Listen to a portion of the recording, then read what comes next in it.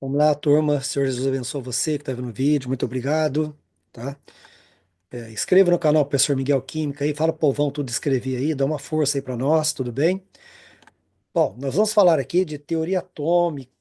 Teoria atômica de Dalton até Rutherford, nono ano, né, pessoal? Nono 1, nono 2, FUNVIC 2025, né? Capítulo 7, modelos atômicos.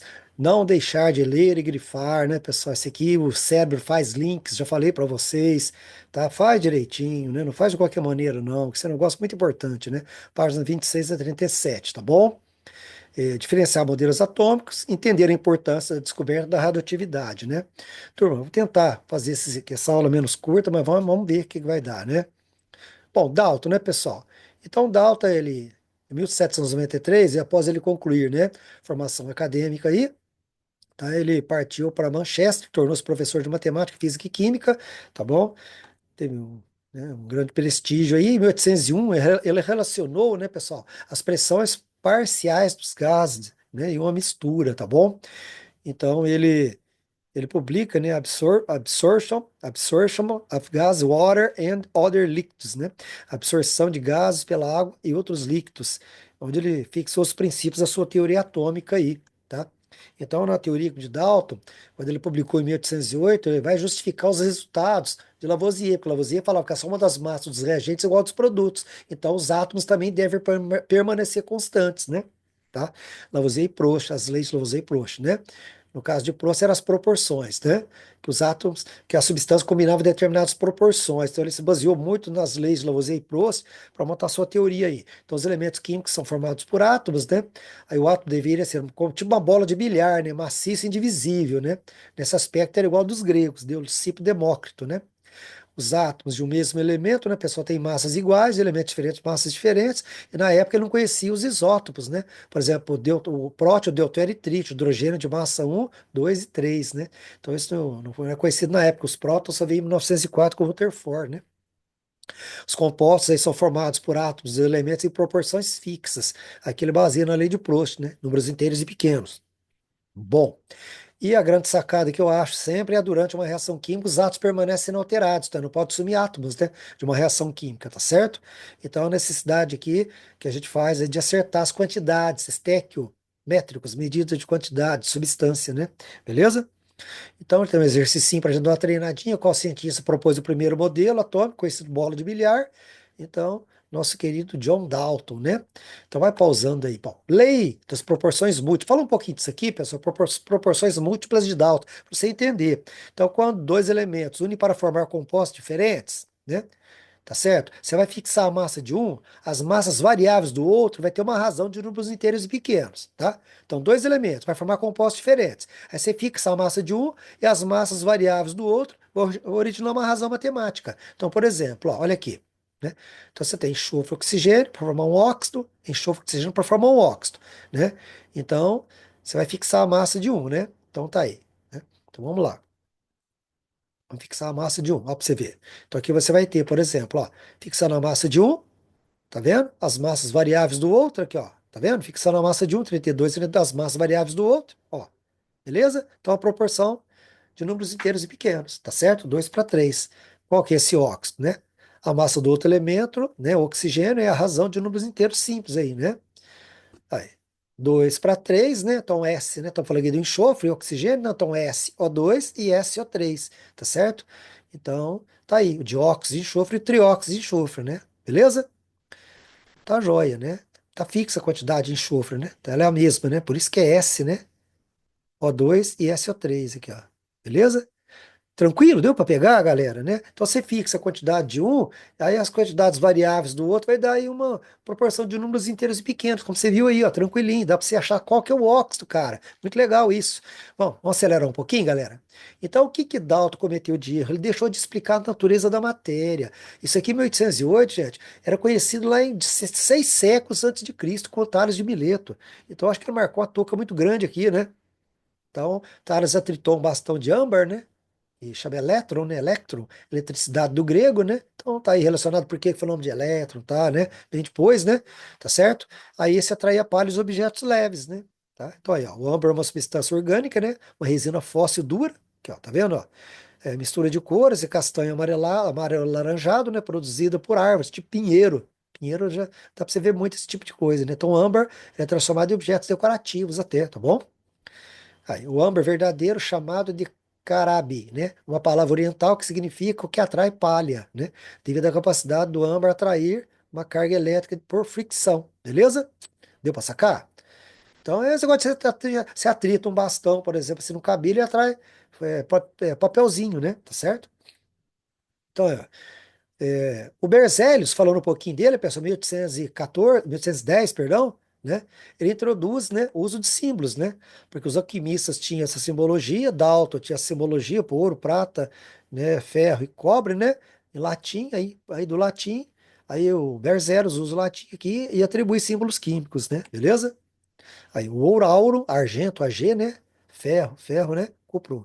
International Union of Pure and Applied Chemistry, que é a União da Química Pura e Aplicada que rege essas normas aí, né? Ela determina, né, que a primeira letra é maiúscula, a segunda minúscula. Se tiver duas letras, né? Por exemplo, Ag, a primeira é maiúscula, a segunda é minúscula. Se for uma letra só, tudo bem, a primeira é maiúscula, claro, né? Bom, pessoal, e nosso aí, o Gay Lussac, né, em 1808, foi na mesma época que Dalton publicou sua teoria, né, sua teoria atômica, né, ele era adepto do balonismo, né, pra você ver que legal, né, conseguiu andar 7 quilômetros de altura aí, né, e o primeiro balão foi construído, né, pelos irmãos franceses, né, Montgolfier, né, tá certo? Mas tá aí, vamos tocar, não tem muito ao caso, mas ele realizou a síntese da água, verificando que dois volumes de hidrogênio combinavam com um de volume de oxigênio. Então, o Gay-Lussac fazia esse tipo de experiência na época, hidrogênio e oxigênio produzindo água. Então, ele verificava isso aqui, por exemplo, trabalhando com gases, né? Ó, gases produzindo água. Ó, 2 litros, 1 litro, 2 litros de hidrogênio, um de oxigênio produzia 2 d'água. 3, 1,5, 3, e a proporção se mantinha, 6, 3, 6, beleza? Ó, por exemplo, 2 para 1 para 2, né? Então, a proporção volumétrica, né, pessoal? Isso é a lei das combinações gasosas ou lei volumétrica, né? Que numa mesma pressão e temperatura, né, os volumes gasosos estão numa proporção de números inteiros e geralmente pequenos aqui no caso, né? Bom, então tá aí.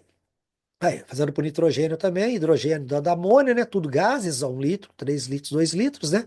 Você observa aqui, se você somar, né? Se você somar aqui 1 litro com mais 3 dá 4, e de lá dá 2. Então, 4 litros de gases produz 2. Ocorre uma contração de 50% de volume. Então, isso aqui é uma falha da teoria de Dalton, que Dalton não considerava isso. Dalton achava que não sofria essas variações. E na mesma época de Dalton, Gay-Lussac publicou isso aqui, né? Então, o Gay-Lussac não conseguiu interpretar a lei volumétrica, né? Mas essa foi um tufão na lei de Dalton aí, né? Claro que Dalton não aceitou, né, gente? Porque isso ia comprometer muito a sua teoria, né? Então, quais foram as limitações? Vamos falar falhas, né? Mas limitações da teoria do modelo de Dalton, né? Ele deixou de explicar a natureza da matéria, que foi uma falha mesmo, eu acho, viu? Que foi uma falha, porque ele sabia disso, né? Tá certo? E não explicava também o que eu acabei de falar, essas contrações e expansões gasosas. Às vezes o volume de gás numa reação química aumentava ou diminuía, né? Expandia ou contraía, ele não explicava isso, tá bom? É, tá? Então, Dalton considerava que a quantidade de átomos, né, se mantivesse constante durante uma reação química, semelhante às massas de Lavoisier.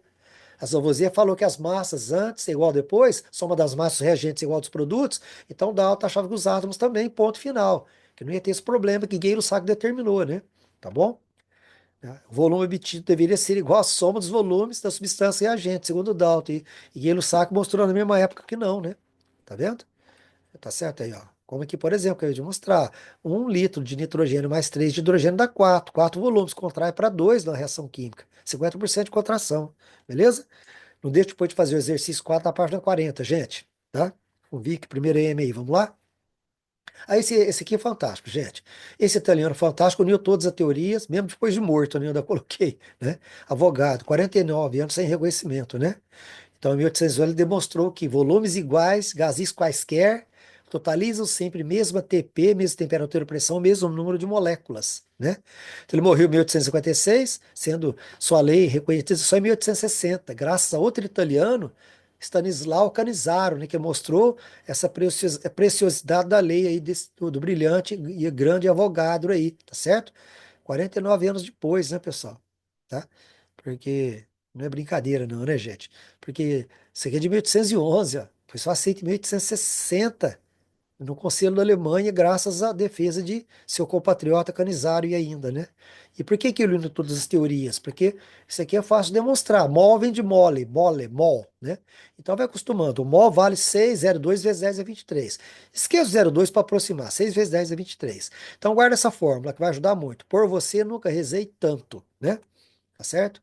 Então, olha você vê que interessante. Quando você aplica essa fórmula dele, ó, quando você aplica essa fórmula dele, ó, se você pegar gases diferentes, ó, na mesma pressão, mesma temperatura, tá certo? E volumes iguais, ó.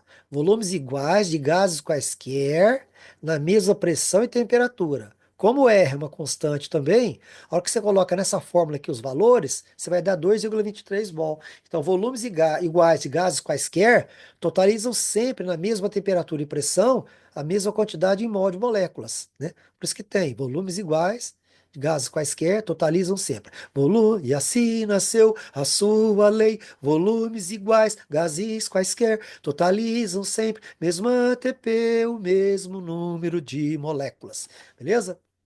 Contando um pouquinho de história aqui para vocês, pessoal, né? Sobre o desenvolvimento da teoria atômica, né? Desde 1859, os alemães aí, Geisler e Plucker, né? Eles trabalhavam com experiência com descargas elétricas em gases a baixa pressão, gases rarefeitos, né? Então, tá certo? Esse é o tubo de Geisler-Plucker, né? Experiência com descargas elétricas em gases a baixíssima pressão. Então, o que que eles faziam, né? Fazia quase que um vácuo lá e deixava o gás lá dentro, né? Tirava o ar, né? Tá certo? O gás a baixa pressão, tirava o ar e colocava gás, pouquinho gás lá dentro, tá certo? Beleza. E como é que vem então a descoberta do elétron? Em 1875, Crookes aperfeiçoou aquele aparelho para estudar os raios catódicos, né? Aperfeiçoou esse aparelho aqui de Geisler-Plucker, né? Tá certo? Porque aqui era ligado, polo negativo, positivo, gás, a fonte de tensão, né? E aí o Crookes eles aperfeiçoou para estudar esses raios catódicos, o qual é conhecido por uma ampola de Crookes, né? Então, possui um ânodo ao lado do cátodo, né? Então, o que você está vendo aqui, o ânodo que é positivo ao lado do cátodo, certo? Então, cadê? Aqui, ó, o ânodo que é positivo, certo? Ao lado do cátodo que é negativo. Está um pouquinho longe aqui, mas dá para ver aqui, ó. Aqui é o cátodo, ó. Cátodo aqui, ó. Aqui é o cátodo negativo, o ânodo positivo, tá certo? Então, o que que ele faz? É, gás a baixa pressão e coloca aqui um tipo de catavento, né? Então ele construiu esse tubo aí, com gás rarefeito, a baixa pressão no seu interior, né? Tipo um vácuo, né? Tira o ar, coloca o gás, né? Pouco gás. Aí que ele observa, dá uma olhada aqui, ó. Ele observa exatamente, ó. Ele aplicou voltagem em suas extremidades, né? Onde localizava as placas metálicas, né? Tá certo? Porque, volta aqui, né? Tá certo? Ele colocou aqui, ó. Né? Você tem aqui o cátodo e o ânodo, né? Você tem as placas aqui, beleza?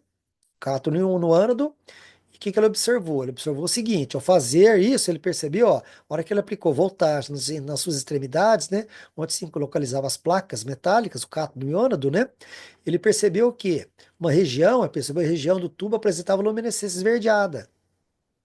Aí ele aplicava a descarga, né? Se aplicava alta voltagem, então ele percebeu que na região do tubo apresentava, né, uma luminescência esverdeada, como você está vendo aqui. Então, os raios catódicos, né, eles são excitados, ele ioniza o gás que libera luz. Então, os gases formam isso e libera luz. Nós vamos ver depois, um pouco mais para frente, que são elétrons, são excitados, vão para níveis de mais energia e na volta libera a energia recebida na forma de luz. Certo?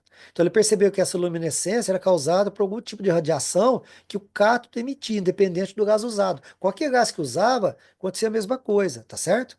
Então essas radiações foram denominadas raios catódicos, a partir do cátodo, raios catódicos. Né? Crookes não conseguiu determinar essa natureza aí delas, né? Não conseguiu defini-las, né, pessoal? Aí Thomson, né? JJ Thomson, né, utiliza essa ampola de Crookes e realiza novos experimentos, né? Aí num deles, por exemplo, olha que interessante, ó, tá certo? Do cátodo parte o fluxo de elétrons, né? Raios catódicos e produz fluorescência na parede oposta. Exatamente o que Crookes fez. Aqui é exatamente o que Crookes fez, olha lá, tá? Então se placa metálica aqui, né? A hora que você dá descarga elétrica aqui de alta voltagem, né? Tá certo, ó? Ué, aí forma-se os raios catódicos, né? Tá certo? Forma é, uma cor esverdeada aqui, igual você viu ali para trás, tá certo? Né? Aí que produz a fluorescência, né, na parede oposta aqui, beleza? Tá? Foi o que Crookes fez, na verdade. Bom, aí ele vai continuar. O que que ele faz? Que os raios propagam em linha reta, né? Pois eles, né, incidem no anteparo e produzem uma sombra na parede oposta. Então, o anteparo aqui, o tipo um catavento, ele bate aqui e produz uma sombra aqui no fundo, na parede oposta, beleza? Propaga em linha reta. Bom, vamos ver outro. O que mais? Aí que possui massa. Por que possui massa? Porque quando bate no cataventinho, faz ele rodar, faz ele girar. Então possui massa. Então esses raios catódicos possuem massa, beleza? Tranquilo? Vamos lá? Aí, pessoal, esse irlandês Stoney, ele trabalha com a natureza da matéria também. Então, na verdade, ele sugere o nome de elétron um pouco antes, alguns anos antes, ele já sugere esse nome de elétron, né? E em 1897, né, é, que Thomson realiza esses experimentos, né, ó, alguns anos depois, 6 anos depois, tá, ele aceita esse nome, né? Ele aceita esse nome de elétron proposto por Stoney, na verdade, né? Tá certo? E aí o Thomson, considerado descobridor do elétron, ele aceita aí essa proposta de Stoney, na verdade, Stoney, tá certo? Beleza, a proposta de Stoney foi confirmada, então, no experimento de Thomson aqui, ó, tá vendo? Ó? Vou mostrar aqui já na próxima, ó. Olha lá. O que Thomson observa? Ele coloca aqui, ó, ele provou que os raios catódicos era desviado por campo elétrico. Coloca aqui o campo elétrico positivo e negativo. Aí esses raios catódicos, eles eram desviados em relação ao campo elétrico positivo. Então esses raios catódicos que têm carga negativa, tá? Carga negativa, por isso que ele foi denominado de elétron, então, é sugerido por Stone aí, tá certo? Olha lá para você ver, ó. Interessante, ó, né? Então, olha que legal, ó. Então, você pegando, por exemplo, a placa eletrizada negativamente, né? Você aproxima, ela repele, vai em direção à placa positiva, ao lado positivo, né? Legal? Dá pra perceber aqui. Aqui é melhor de você perceber, ó. Ó, beleza aqui, ó. Tranquilo? Vamos lá? Bom, turma, então tá aí, né? O Thomson, né? Ele deu o nome sugerido por isso, que a gente falou aqui já, tá certo? Ó, os raios catódicos aqui, como a gente já mostrou, né? Tá certo? No campo elétrico positivo, né? Aqui, ó. Mesmo que você muda o campo, né? Se positivo, então ele vai para, você pôr o positivo para baixo, ele vai para cá. Interessante pra caramba, né?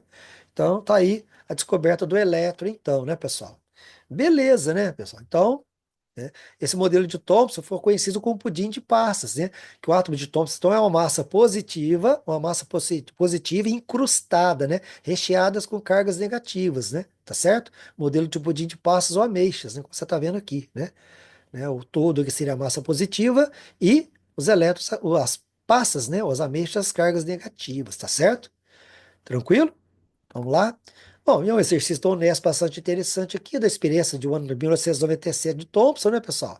Tá falando aqui, para esse modelo tal, né? Para esse modelo pode-se afirmar que, né? Thompson descobriu por meio de experiências os raios catódicos, né? Experiência com os raios catódicos, né? A primeira evidência experimental da estrutura interna do átomo, proposto por ele, tal, conhecido como pudim de passas, tal. Sobre esse modelo pode afirmar o quê? Né? Afirmar, vamos lá, o núcleo atômico ocupa o volume tal, as cargas negativas são distribuídas homogeneamente por todo o átomo, né? Foi mais ou menos como a gente viu aqui, as cargas negativas têm uma distribuição homogênea, né? Então, mesmo que você muda o gás, tá certo? Você tem essa disposição, essa homogeneidade de distribuição, tá bom? E não tinha núcleo ainda, o núcleo vai ser já já com o Rutherford, tá bom? Não tinha núcleo ainda, tá? Então tá aí. De novo aqui o Thompson mostrando para você. E quais as limitações do modelo dele, pessoal? Que sendo uma esfera positiva, né? Então, sendo uma esfera positiva incrustada, né? Com elétrons aqui, incrustada, né? Com elétrons incrustados, né? Tá certo? O que deveria acontecer? Repulsão eletrostática, né? Positivo com negativo aqui, repulsão. Né? Repulsão entre esses elétrons, né? Tá certo? Repulsão. Positivo e negativo atrai, perdão. Então, repulsão entre os elétrons, na verdade, né? Repulsão entre os elétrons, que não foi explicada essa repulsão. Como é que os elétrons distribuem uniformemente aqui se há repulsão entre eles, né? Na verdade, isso não foi explicado por Thomson, né? Ele não explica também, né, a descoberta de elementos radioativos na época, né? Os elementos radioativos estavam sendo descobertos na época, não explicava também, porque aí precisava né, da descoberta do núcleo, né? Que é a desintegração nuclear, né? Energia nuclear, tá certo? Isso que chama energia nuclear, desintegração do núcleo atômico, então não tinha um núcleo ainda. E aí Rutherford vem já já falar sobre isso, né? Mas antes da descoberta do próton, pessoal, dá uma olhada aqui, ó. Goldstein, né? Ele usou o raio, ele usou um cátodo perfurado, né? onde saem os elétrons que colidem com o gás, originando íons positivos, ó. Então ele usou um cátodo, aqui, ó, cátodo perfurado tá aqui, ó, cátodo perfurado, tá? De onde saem os elétrons, ó, então onde saem os elétrons aqui, ó, os elétrons vão sair daqui, peraí. Aí os elétrons saindo dele, beleza? Tá certo? Aí vai colidir com o gás que tá aqui dentro e forma íons positivos. Aí esses íons positivos voltam e passam nos buracos aqui, nos canais, sacou? Então os raios catódicos, ó, de novo, ó, tá certo? Então, olha lá, usou lá, tem os elétrons, né? Os elétrons, olha lá, usou o cátodo perfurado, né, pessoal? Onde saem os elétrons, ó. Então, primeiro, ó, os elétrons vai sair daqui, ó. Aqui, ó, o elétron saindo, viu? Esses elétrons, eles colidem com o gás, tá certo? Colidem com o gás e formam íons positivos. Aí, esses íons positivos é atraído aqui pelo cátodo que é negativo e passa esses canais. Então, esses íons positivos atravessam esses canais. E aí, foi chamado de raios canais, né? São repelidos, né? São repelidos pelo ânodo, né? Porque aqui o ânodo é positivo. Se forma íons positivos, aqui é repelido pelo ânodo que é positivo. Então, ele vem, vai aqui no cátodo que é negativo e atravessa os canais, tá certo? E atravessando os furos aí, né? Produzindo até luz, né? Tá certo? Que ficam excitados. Aí ele deu o nome de raios canais. Aí em 1904, Rutherford faz experimentos com hidrogênio, né? E deu o nome de próton, né? Tá certo? Beleza? Então os prótons são os raios canais de Goldstein, na verdade, né? Os raios canais de Goldstein são os prótons, na verdade, tá bom? Que o Rutherford colocou como próton, né? E aí, pessoal, pode ter só próton no núcleo? Pensa aí, né? Aqui é o núcleo aqui, ó. Ó o núcleo. Pode ter só próton no núcleo? Hum? Se tiver só próton no núcleo, o que que vai acontecer, pessoal? Bom, em 1904, Rutherford provou, né? Esta hipótese, através de suas pesquisas, envolvendo gás de hidrogênio, né? Nomeando as partículas positivas de prótons, né? Que é 1836 vezes maior, mais pesada que o elétron, beleza? Mais pesada, né, pessoal? Beleza? Então, olha aqui, ó. Turma, olha que interessante, né? E aí, pode ter só próton no núcleo? Gente, não pode ter só próton no núcleo. Se tiver só próton no núcleo, a tendência para átomos maiores é haver repulsão e explodir esse núcleo, tá? Isso não acontecia. Então, você deve ter, além de próton no núcleo, deve ter alguma outra partícula que impede a repulsão de prótons para átomos maiores, tá certo? Porque ele trabalhou com o átomo de hidrogênio, né? Então, o átomo de hidrogênio até não tinha tanto problema, né? Então, olha que interessante, né? Então, ele bombardeou na verdade, uma lâmina finíssima de ouro com partículas alfa. Já já eu mostro para você melhor, né? Então, essas partículas, a maioria delas atravessavam direto, mas algumas batiam em algo lá dentro, tá? As partículas alfa eram positivas, certo? Se batia em algo lá dentro e repelia, ó. Então, batia lá dentro que repelia, então repelia em algo positivo. Então esse núcleo é positivo, beleza? E, e aqui, Rutherford, 1911, né, ele transmutou artificialmente o nitrogênio. Então ele pegou o nitrogênio, bombardeou com partículas alfa, tá certo? Né? Bombardeou com partículas alfa e obteve oxigênio e um próton. Se você somar aqui 14 mais 4, 18, 18 mais um, 14 mais 4, 18. Aqui é 17, viu, gente? Aqui tá errado, achei um erro sem querer, ó. 14 mais 4, 18. Então aqui é 17 mais um, 18 para dar 18 também. 7, 2, 9, 8 e 1, 9, beleza? Mas não se preocupar com isso, não. Preocupa que ele bombardeou nitrogênio com partículas alfa e obteve o próton mesmo, né? Tá certo? Olha lá, e produziu o isótopo do oxigênio 17, tá, gente? Aqui 17 com o número atômico 8, tá bom? Tranquilo? Mas vamos falar mais um pouquinho. Então, o importante você entender aqui, pessoal, é que essas partículas alfa positivas, elas batiam lá em algo lá que deveria ser positivo, porque algumas eram desviadas, tá certo? Depois a gente vai voltar um pouquinho. Vai, vamos falar um pouquinho do físico alemão Röntgen, né? Röntgen, que ele começou a estudar os raios catódicos, né, pessoal? Tirando o ar do tubo, cobrindo com papel opaco. Ele tirava o ar do tubo, cobria com papel opaco, papel opaco, né? Rolou a língua, tá? Então, o que ele observou? Olha lá, ligando o tubo de raios catódicos, ó, o papel começou a brilhar. Então, eu ligava o tubo, o papel começou a brilhar, tá certo? Começou a brilhar. E desligava e o brilho desaparecia, tá? Ah, beleza? Então, ele denominou de raios-x, então, isso, né? Não são raios catódicos, né? Não são raios catódicos. Raios-x, aí não são raios catódicos, né? Já que eles não saem da ampola, né? Olha lá, os raios catódicos ficam dentro da ampola. O que sai da ampola, tá certo? São raios que eles chamam de raios-x, que são ondas eletromagnéticas, na verdade, de alta frequência, tá certo? Né? Então, os raios-x hoje se sabe que são ondas eletromagnéticas de alta frequência, beleza? Qualquer coisa, dá uma olhada mais no GIF aí, tá bem? Tranquilo? Tá ótimo, né? Então vamos lá. Aí, então, os raios-x são resultados dos choques dos raios catódicos elétrons contra o ânodo da ampola. Então, os raios catódicos lá dentro se chocavam contra o ânodo, né? Contra o ânodo, né? Chocando contra o ânodo da ampola. Então, saía esses raios que chamam de raio-x, né? Aí Eles energizados, ele emitem ondas eletromagnéticas, né?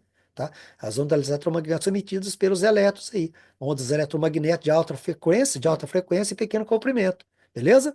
Tranquilo? Beleza, então vamos prosseguir? Aí, ó. Aí ele colocou a mão dele entre o tubo e a tela revestida com platino cianeto de bário e viu seus dedos, né? Então ele colocou, né, a mão, olha lá pra você ver, colocou a mão entre o tubo e a tela, né? O tubo que estava sendo emitido e a tela e viu suas mãos. Então os raios-x, que aí depois chegou a essa conclusão que são ondas eletromagnéticas, né? Tá certo? De alta frequência e pequeno comprimento, beleza? Tranquilo? Resumiu bem? Beleza. E aí, pessoal, já estava sendo descoberta a radioatividade, né? Com o Becquerel, né, pessoal? Né? Então, o Becquerel, o que que ele colocou? Ele colocou lá uma chapa fotográfica e um minério de ouro, né, no pacote preto para evitar fosforescência, né? Mas mesmo assim sensibilizou a chapa, denominou raios de Becquerel, tá? Então, ele colocou a chapa lá, a chapa fotográfica, né? O minério, né? O minério de ouro lá, tá certo? Sulfato de uranila, né? Sulfato de uranila, deixa eu ver o começo aqui. Ó, pra você ver. No próximo aqui, crédito aqui para o professor, né? Vamos lá, a pausa, para você observar. Então, colocou uma chave lá. Também conclui que esses raios de Becquerel são diferentes do raio-x, né? Pois os raios-x só, no tubo, só com o tubo ligado. Quando desligava o tubo, parava os raios-x, né? O Rutherford denominou de partícula alfa e beta. Depois eu mostro para vocês, né? Tá certo? Essas emissões aqui do material de urânio, né? Que é chamado Platibenda, né? Sulfato duplo de potássio e uranila, né, o nome, né, do minério de ferro, que sensibilizou a chapa fotográfica, né, pessoal? Mesmo sem embrulhando ali, sensibilizou, né? E essas radiações do Rutherford chamou de alfa e beta, eu vou mostrar já já para vocês, né? Beleza? Beleza, então vamos lá, né? Fosforescência absorve luz da fonte, remite luz visível, né? Aí, pessoal, depois faz o exercício da página 40, o número 7, né? Nós temos aqui o casal, né? O casal Pierre Curie, né? Tá certo? 1898, né? Né? Marie Curie, né? Tá certo? Descobre o polônio e o rádio, né, pessoal? Ela que sugere o nome de radioatividade, né? Então, até que recebeu o prêmio Nobel de Química né, pelo rádio, né? Tá certo? Pela descoberta do rádio puro, aí, beleza? Tudo bem. Radioactivity, né? Bom, turma, e aí aqui você vê a experiência, o material radioativo, né? Tá certo? Como você viu lá no minério Pest Blenda, né? É, então ele usou, por exemplo, polônio, né, que é um material que emite partículas alfa, né? Tá certo? Um bloco de chumbo com um orifício para sair as radiações e uma tela aqui para marcar. Então, Rutherford observou o quê? Né? Observou no campo elétrico aqui, umas eram desviadas para um lado, outra para outro, né? Tá certo? Então, a partícula alfa é núcleo de hélio, dois prótons, dois nêutrons, que dá massa 4. Partícula beta é o elétron emitido, tem massa zero e carga -1. Tá? Então, definiu. Então, as radiações que iam para o lado negativo é porque são positivas, tá certo? E as radiações que iam para o lado positivo é porque são negativas, tá certo? Deixa eu ver se tem um GIF melhor. Tem um GIF melhor para te mostrar isso, ó. Olha aqui, ó. Tranquilo? Aí, a emissão de radiações passa aqui no campo elétrico. O que acontece? Ó, as que são desviadas para o lado negativo, elas são positivas, partícula alfa chamadas. E as que são desviadas para o lado positivo, do campo elétrico, elas são negativas, são partículas beta. E as que não sofrem desvio levam o nome de gama, tá certo? Aqui está o Paul Villard, né? Em homenagem ao Paul Villard. Então, os raios gama, né, pessoal? Os raios gama têm massa e carga zero, né? Tá certo? É, alfa e beta são partículas. Já o gama não é partícula, é onda eletromagnética. Raios gama, onda eletromagnética gama, tá certo? Bom, aqui para você entender um pouquinho melhor, quais são as conclusões do experimento, né, pessoal? Tá? Porque o Marsden e Geiger eram os assistentes do Rutherford, né? Então a experiência foi essa basicamente que tentei mostrar um pouco para trás aí. Ele usou um material radioativo, certo? Uma lâmina finíssima de ouro e uma tela fluorescente revestida com sulfeto de zinco, certo? Então ele notou ó, que a maioria das radiações passavam direto na lâmina de ouro e marcava aqui na tela. E algumas apenas eram desviadas, ó, sofriam desvios, tá vendo? Ó? Algumas ricocheteavam para cá também. As que sofriam, como as partículas alfa eram positivas, acabei de mostrar aqui para trás, elas batiam aqui lá dentro para serem desviadas em algo positivo também, tá? Então ele chamou de esse algo positivo de núcleo. Que no núcleo, então, esse é algo positivo, tá bom? Tá? Então, se a maioria das partículas passam, quais são as conclusões? Então, o átomo é um grande vazio, apesar de sólido, material, lâmina de ouro, numa parede, por exemplo, a maioria das radiações passam de um grande vazio. E as que, tá certo? E as que sofrem desvios, como elas são positivas, bate algo positivo lá dentro também, tá certo? Que ele chamou de núcleo, tá joia? Ó, pra você ver. Portanto, depois faz aqui os exercícios, né, dessas páginas, né? Tá lá. Algumas batem e são desviadas, ó. A maioria passa. Está representado bem a maioria passando aqui, não, mas a maioria das radiações atravessam a lâmina. E algumas sofrem desvio, algumas passam perto, sofrem um desvio pequeno, as umas sofrem desvios maiores, ó. Beleza? Então, núcleo. Beleza, então Rutherford, né, pessoal, chamou de núcleo, como eu falei, né? Pode ter só próton no núcleo? Já falamos que não, né, pessoal? Vamos fazer um exercício. Aí você pode fazer exercício, pausa o vídeo, dá uma pausada nele, pausou? Responde. Depois você dá uma olhada com calma aí, tá bom? Muito legal. Bom, vamos lá. Também pausa o vídeo. Pausou, leu direitinho, resolve, tá? O modelo acima não pode ser explicado utilizando o modelo de Dalton, né, pessoal? Porque eletricidade não era na época, né? Conhecia 6 séculos antes de Cristo, Tales, né? Mas né, o Dalton não usou, não explicou nada sobre a natureza da eletricidade, né? Foi Thomson que trabalhou a natureza da eletricidade, né, pessoal? Bom, a pergunta era se podia ter só prótons no núcleo, né? E o Rutherford previu que não, né? Previu que não. Aí, em 1932, Chadwick, né? James Chadwick, ele bombardeia o berílio com partículas alfa, tá certo?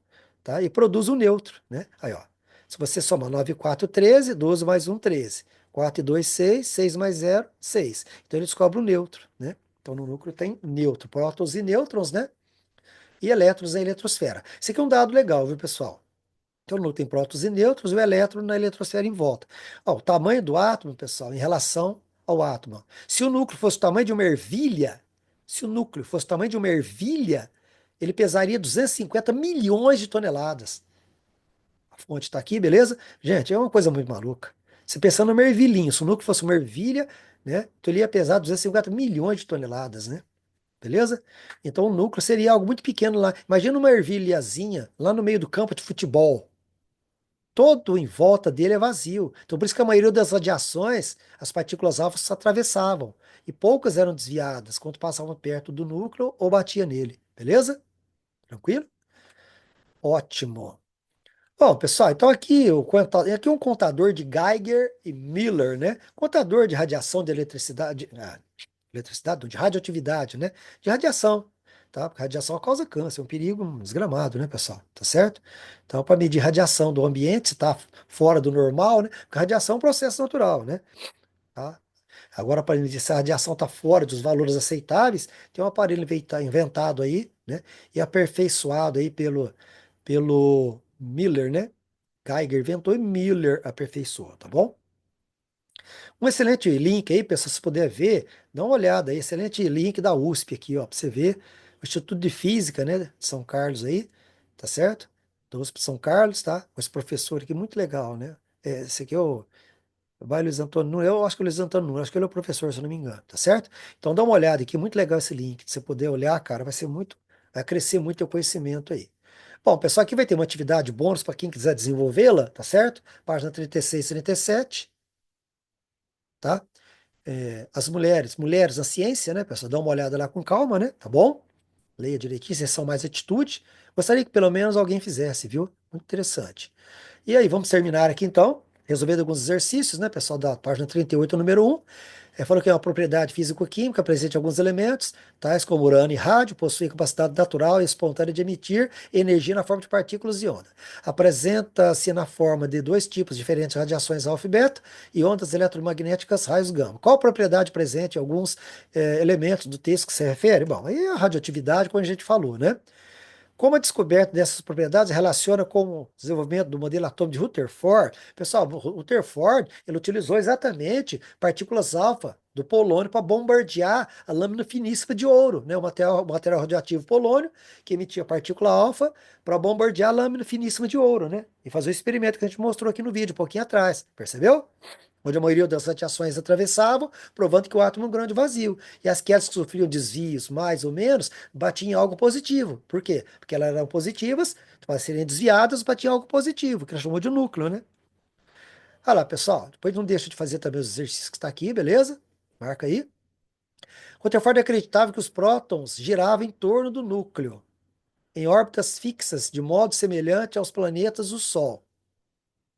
Sou bandeira atômica de Rutherford, sinal da opção correta. E aí, o que você acha? Acreditava que os prótons giravam em torno do núcleo? Nada a ver, né, gente? Elétrons, né? Tá certo? Os elétrons que giravam em torno do núcleo, não os prótons. Os prótons estavam no núcleo, né?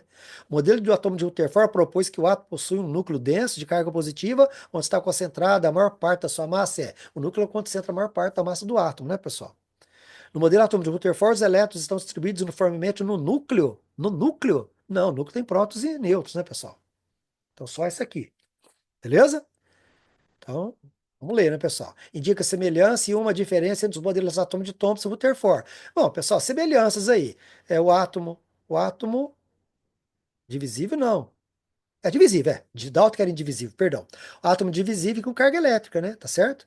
Os dois ambos têm essa semelhança, né? Tá certo? O átomo pode ser divisível, né? Como Thomson mostrou e Rutherford também, né?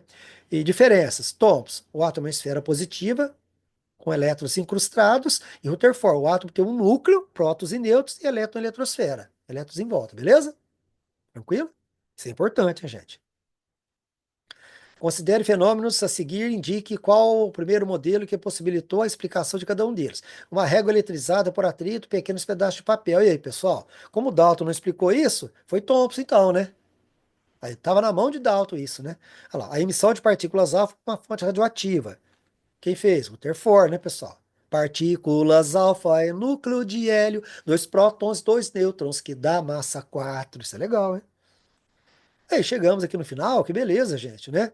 Tá certo? Ficou grande aí, mas ficou legal, né? Então não deixe de fazer os exercícios nessa ordem, das suplementares até, vê? Eu vou colocar na P1 nossa aí, viu, pessoal?